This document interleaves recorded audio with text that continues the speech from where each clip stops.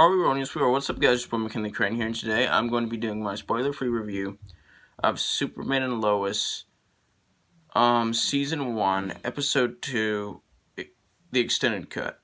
I'm going to be doing a spoiler-free review of the extended cut of the episode.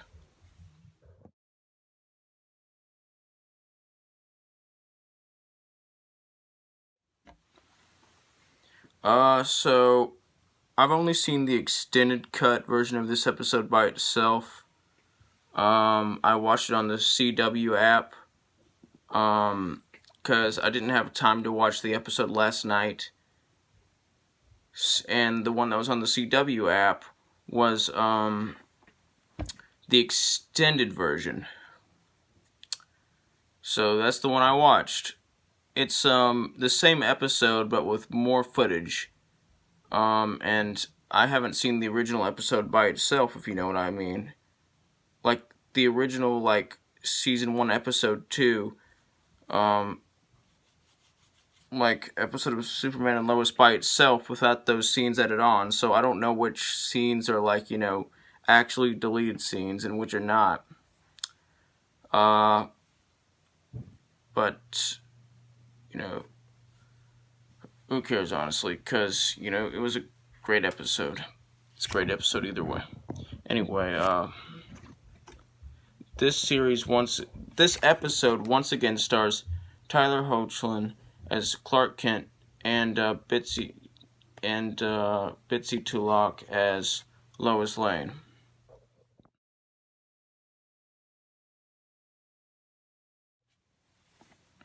And if you didn't already know, Clark Kent and Lois Lane are married in this show, and they're married in this episode. And they have two sons named John and Luke.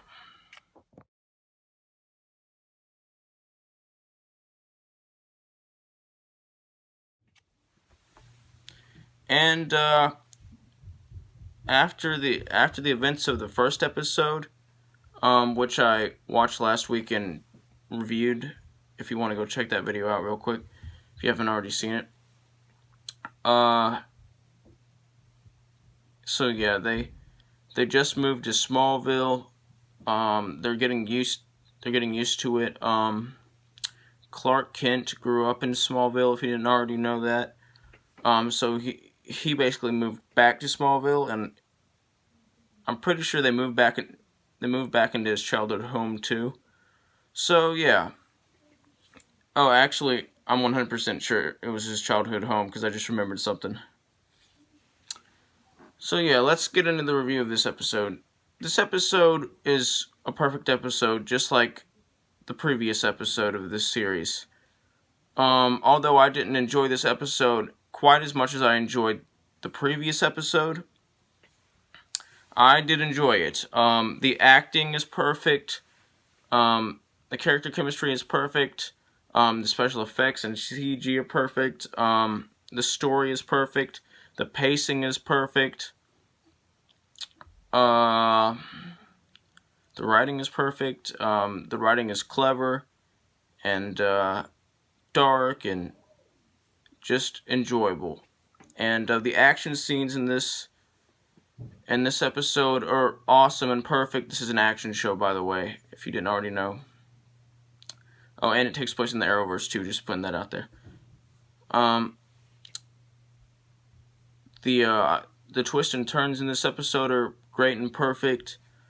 Especially the one at the end. The one at the end was really shocking and surprising in a good way, of course. And it makes you want to know what's going to happen in the next episode. And this episode is perfect. It's got great writing. It's got just great everything. It's got a lot of it's got a lot of character development in it too. If you haven't seen the first episode, one of Superman's kids has powers. I can't reveal which one because that would be a spoiler. But let me just say that a lot of the time in this episode is dedicated to Superman training his son who has the superpowers to, like, be like him and to control his powers. To control their powers, my bad. And it's really great, and it's really perfect. And these characters are awesome. Every character in here is perfectly played. The four main cast members do equally great jobs, like playing their characters. They give very convincing performances.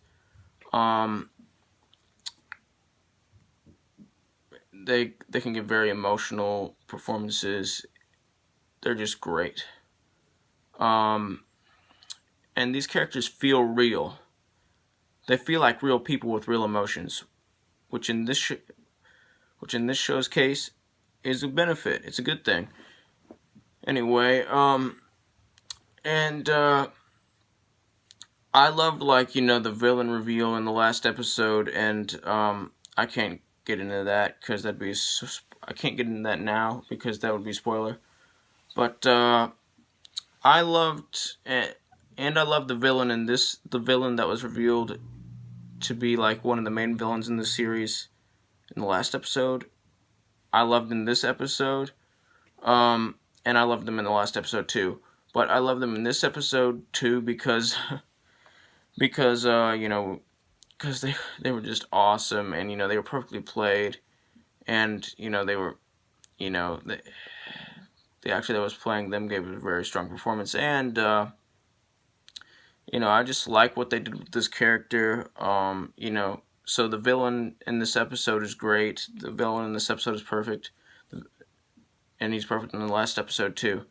Anyway, I'm gonna give this episode a 100% out of 100%, which is the equivalent of an A+. Like, subscribe, join the notification squad. I will return.